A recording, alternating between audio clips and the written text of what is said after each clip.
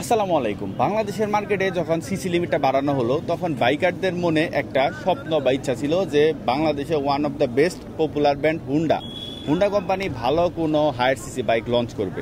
তারা লঞ্চ করছে, কিন্তু ভালো কিনা সেটা পরে আসতেছি, কিন্তু হায়ার সিসির যে মেন মোটিভ এটা এই বাইকটায় আপনার ফিল আপ করতে পারে না। এটা হলো হুন্ডা হন্ড্রেড 2.0 খাতা কলমের হিসাবে বাংলাদেশের ফার্স্ট হুন্ডা কোম্পানির হায়ার সিসি বাইক। যদিও খাতা কলমের হিসাবে এটা হায়ার সিসি, কিন্তু যারা হুন্ডা হন্ড্রেডের আগের ভার্সন চালাইছেন এই ভার্সন থেকে এই ভার্সনের যে আপডেটগুলা খুবই সিম্পল বা খুবই সিমসাম আপডেট বলা চলে। মানে হায়ার সিসি যে ফিলটা আপনার পাওয়ার কথা একটা হায়ার সিসি বাইকের, ওইগুলো অনেক কিছু এই জায়গায় মিসিং আছে।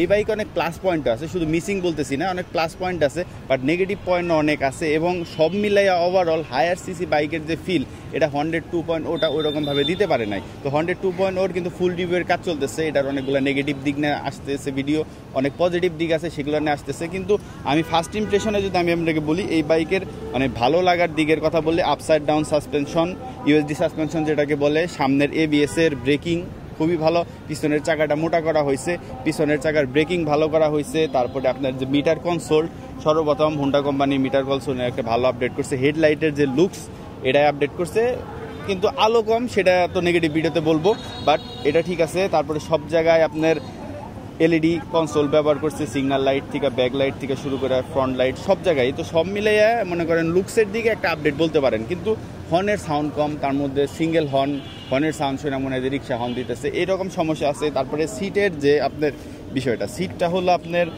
মানে সাইজে বড়, সাইজটা অন্য বিষয়, কিন্তু কুশন, সিটের যে কুশন যেটা বলে মানে নমনীয়তা, মানে যে ফোম দিয়ে সিটটা উঁচা করা হয় সেটা তুলনামূলক কম, যার কারণে একটু হাইটালা মানুষের এই সিটটাতে বসলে বাইক দেখেন, এই যে আমার পা পর্যন্ত দেখেন এই বাইকটা আমার কাছে কত মানে হয়ে গেছে, মানে শর্ট হাইটের মানুষের জন্য আমার কাছে লাগছে। মানে এটা তো একটা পাওয়ারফুল বাইক, এটা মানে মনে হইতেছে শর্ট হাইটের মানুষের জন্য। এটা কিন্তু আসলে হাইটটা ওইভাবে না বাড়ে, জাস্ট সিটের কুশনটা যদি একটু মোটা করা হইতো তাইলেও কিন্তু হাইটটা বাড়ানো যায়। নর্মালি আপনারা যারা এটা করছেন এর আগে তারা এটা ভালো জানেন যে আপনার সিটের হাইট কম বা বাইকের হাইট কম লাগে, আপনার সিটটা খুইলে ভালো একটা সার্ভিসেস সেন্টারে নিয়ে সিটের কুশনটা চেঞ্জ করলে হাইটটা কিন্তু বাড়ানো যায়। আর তাছাড়া ওভারঅল এই বাইকের ভালো খারাপ দিক নিয়ে নেক্সট একটা ভিডিওতে আসতেছে। আমি জাস্ট ফার্স্ট ইমপ্রেশন এইটুকুই বলতেছি যে হুন্ডা হন্ড্রেড 2.0 একটা আপডেট, মানে হন্ড্রেডের সিরিজের একটা আপডেট।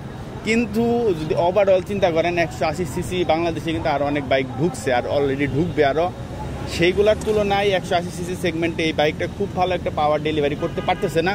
আর এটার যে পিজিএফআই যে টেকনোলজি এফআইয়ের, সেই টেকনোলজিটা মূলত আপনার মাইলেজটা ফোকাস করে, সেই জন্য আপনার যে পাওয়ারটা 180 সিসি সেগমেন্টের বাইকে হিসাবে যে একটা পাওয়ার কথা, সেই পাওয়ারটা এই জায়গায় মিসিং আছে। এটা মাইলেজ ফোকাস করছে, বাট আপনি পাওয়ার ফোকাস করে না। আশা করবো যে নেক্সট আপডেটে অনেক বিষয়ই এই বাইকে যেগুলো মিসিং সেইগুলো আপডেট আসবে। আর এই বাইকের নেগেটিভ পজিটিভ দুইটা নিয়ে একটা ভিডিও আসতেছে, সেই জন্য অবশ্যই ফলোতে রাখবেন। ভালো থাকবেন, দেখা হবে পরবর্তী ভিডিওতে।